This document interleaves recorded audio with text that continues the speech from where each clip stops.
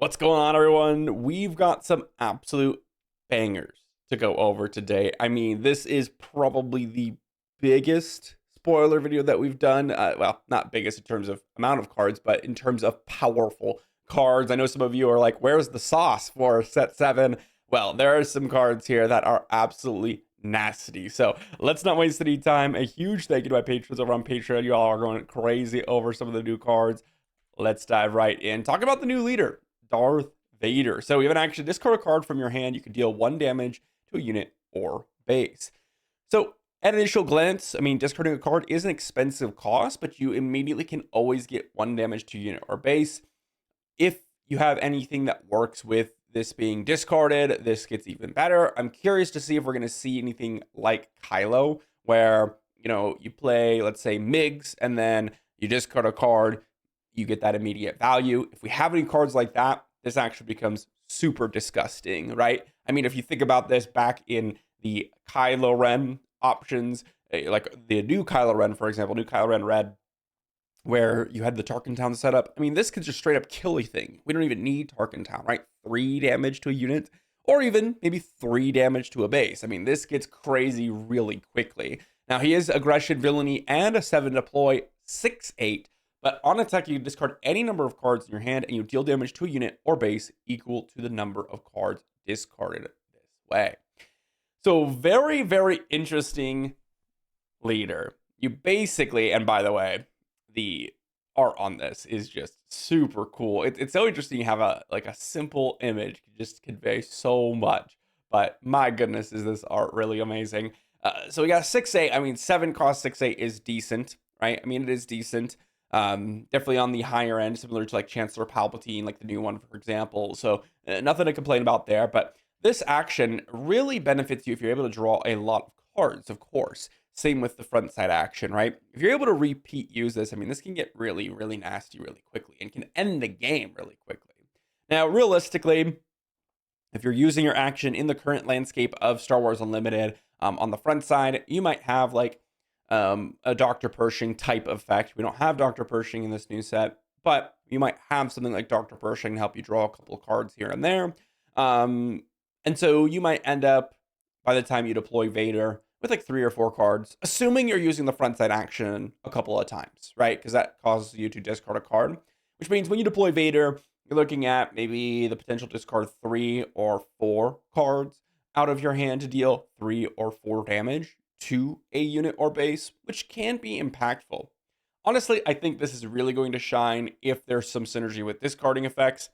That is what I'm curious about the most. So far, I don't know if this is truly like a powerful leader, just because we are not seeing a whole lot of payoff for discarding a card. This is something that I'm really excited about because I think there's a ton of combo potential, a ton of weird deck building options with this. But I think this one's going to take some time to figure out whether or not it's going to be truly, truly powerful. I think there's going to be a little bit of value you can gain from this regardless, because you're just going to be able to get some damage in, maybe trigger some things that require damage on things, or topple the summit, something of that note, because you can deal 1 damage to something. You can just play topple the summit from your hand. You don't need to plot it out. Things like that I think could be pretty good, but I'm curious to see if there's going to be any synergy with it, specifically discarding a card.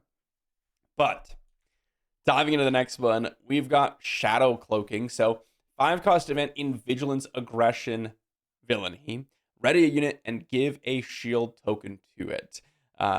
Very, very amazing art. Another one with, well, Clone Wars reference. Very, very good arc in the Clone Wars. But readying a unit for 5 resources is kind of expensive. We've seen this with like Bravado. But Bravado allows you to kind of make it a little bit cheaper by killing something off beforehand. This one instead is going for the route of giving you a shield token. Now, in Aggression, there's not a whole lot of units that really want to be re-readied. Not like an Anakin where like overwhelm you ready it up and ready it again to overwhelm through another thing, right? Because that can really start to do a lot of damage. You have a guaranteed thing in your leader deploy. So I don't know if there's anything like specifically, oh yeah, I've got to ready this up. I mean, there are a few options, especially in the late game, that are going to do some work for you. But the real thing I think about is leaders, because those are the guaranteed options you have, especially since, like, let's say you're on 5 or 6 resources and you deploy a leader. Well, you'll still have 5 or 6 resources left. You can't like play a 5 or 6 resource play and then shadow cloaking it to ready it up immediately, because that would be in the 10 to 11 resource range, and that's not really viable. So the question is, are we going to have some leaders that are going to want to be attacking multiple times in a round, either with an extremely high stat line or some sort of effect that's really powerful? I think this can be potentially pretty good. It's just a matter of, well, let's see those leaders, right? Let's see those leaders. If there is something that might be close, I think, and I'm looking over on my second screen here to see if there's any of the leaders that more recently might be viable for this, like maybe Governor Price you want to attack with a couple of different times. Outside of that, I don't really see any specific leader that I'm excited about. Maybe like a Kylo Ren, like Kylo Ren aggression. You deploy Kylo Ren, but the problem with that is like Kylo Ren wants to put all the upgrades on himself. So this one is interesting. I think it has potential. Obviously, if we were still in the Grand Inquisitor days, I would be very, very happy to slot this in the deck as like a 1 or 2 of. And of course, anything that's ready a unit can be explosive in its own right. You don't necessarily need a leader to make it truly powerful, but in the cases where we've seen these types of cards be competitive, it's with a powerful leader to back it up.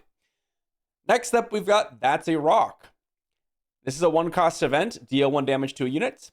And when this event is discarded from your hand or deck, you may deal 1 damage to the units. So this is pretty telling where the Darth Vader will go. Because if we have a bunch of effects like this, where we get to continuously discard cards from our hand and get extra value, right? I mean, if you think about this, this is with Darth Vader, a free Daring Raid. That's incredible. Well, Daring Raid to a unit, let's say. That's incredible. That can do some major work and be a disgusting level of a control deck. If we have more cards like this, I mean, Darth Vader's just going to go through the roof. Just absolutely through the roof in terms of value. You know, even cards like Kylo Ren's Silencer, which we're not going to have in the new set, but cards of that effect where you can use Darth Vader's action without losing much value is going to get really, really nasty. The only problem I have with Darth Vader is that you're going to run out of cards pretty quickly, right? If you're just constantly using the action, making 2 plays a turn, right? Playing a card and then discarding a card. You're going to run out of cards very quickly. So we need ways to potentially draw cards, or, like I mentioned earlier, ways to essentially double play. And this is a way to make a second play in a turn by giving you essentially a Daring Raid in addition to whatever else you wanted to play with Darth Vader. So this is very exciting for Darth Vader purposes. But moving on, the most powerful card we have seen yet, Single Reactor Ignition. 8-cost event in Vigilance, Aggression, Villainy. You defeat all units. For each enemy unit defeated this way, deal 1 damage to its controller's base. Wow. This is just a straight up better Super Laser Blast. Now, there is an exception in that you can't play it in Villainy, Vigilance, Command. But there are a lot of Villainy, Aggression, Vigilance control decks. In fact, that's where we initially started. This whole thing started when we first, in set 1, we're playing Darth Vader Blue. So it was Vigilance, Aggression, Villainy, and those were the true hard control decks. Like when you're playing Command, there's a little bit of ramp, there's a little bit of value associated with the deck. When you're playing Aggression, Vigilance, you've got just straight, pure removal options, and you don't actually have that many win cons to finish out the game. To me, this is like a traditional hard control deck. Like when I used to play a lot more Magic in the controlling days of my life in Magic, there was no ramp that you were playing. You were literally just there to answer every single thing your opponent was doing. Slowly build up your resources, or your lands in that case, and then win the game either through like decking your opponent or some big win con that you could defend. In this case, with Single Reactor Ignition, this is kind of a win con in of itself. Like, if your plan is to deck your opponent, let's say, and you're worried about the damage on your base, there's a couple things you can kind of avoid this, right? The first thing is Data Vault. 10 extra cards in your deck typically means that you're going to deck your opponent first. The second thing is healing or milling out your opponent. And in this case, I wanted to reference Vigilance because that card does both. I suppose the third thing would be to deal a bunch of damage to your opponent's base so that they die before you. This is the answer to that.